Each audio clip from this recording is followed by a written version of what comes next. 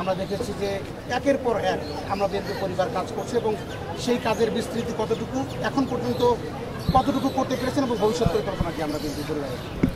আমরা বিএনপি পরিবার একটি মানবিক সংগঠন যেটি গঠন করেছেন আমাদের মানবিক নেতা বিএনপির অ্যাক্টিং চেয়ারম্যান জনাব তারেক রহমান।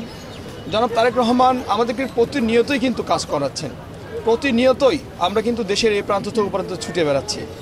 উনি যখনই যেখানে মানবিক দেখতেছেন, মানে কোনো একটা লোকের কোনো একটা দুরবস্থা, হয়তো অনেকে আবার দেখতেছেন যে একটি পা হারিয়েছেন, যেমন আপনার 24-এ হয়ে গেল, জুলাই যুদ্ধ হয়ে গেল। এখন এই দেশটা মানে সেকেন্ড, আমি বলবো এটা সেকেন্ড একটা মানে মুক্তিযুদ্ধের পরেই এটা একটা সেকেন্ড যুদ্ধ হয়েছে বাংলাদেশে, যেখানে আপনি দেখেছেন যে হেলিকপ্টার থেকে গুলি করা হয়েছে আমাদের উপরে।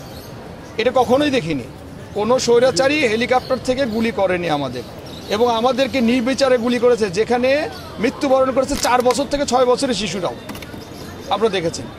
আচ্ছা, এই ঘটনার পর এই যে আহত হয়েছে, তারপর নিহত হয়েছে, এরকম অনেক পরিবার আছে। যেমন একটা পরিবার আছে, ওর শরীরটার নাম আমার মনে হচ্ছে না এই মুহূর্তে, উনি ওই ছেলেটা শহীদ হওয়ার পরে ওনার বাবা মানে হার্ট অ্যাটাক করে শয্যাশায়ী হয়ে যায়। শয্যাশায়ী হওয়ার কিছুদিন পরে আপনারা চিন্তা করতে পারবেন, ওনার 2 ভাই, কিন্তু আরেক ভাইয়ের আপনার ক্যান্সার ধরা পড়ে, সে ভাইটা 14 বছর ওয়ানলি। তখন এই সংবাদটা যখন তারেক রহমানের কাছে পৌঁছলে সঙ্গে সঙ্গে আমাদের নির্দেশ দেন, আমরা কালক্ষেপণ না করে তাদের চিকিৎসার দায়িত্ব সব নিয়ে নেই আমরা, এবং অদ্যাবধি আলহামদুলিল্লাহ সে ভালোর পথে।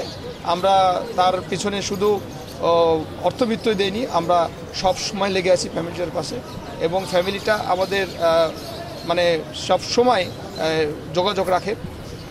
আরেকটা ভবিষ্যৎ পরিকল্পনা যেটা বলতেছেন, সেটা হচ্ছে আমরা এটা নিয়ে অনেক দূর যেতে চাই। আমরা যখন যদি আল্লাহ কখনো যদি আমরা সুযোগ পাই, তাহলে আমরা যে খুন হয়েছে এই ফ্যামিলিগুলো, তারপরে যারা 24-এর যোদ্ধা ছিল, শহীদ হয়েছে, আহত হয়েছে, এদের নিয়ে আমরা কাজ করবো ইনশাল্লাহ।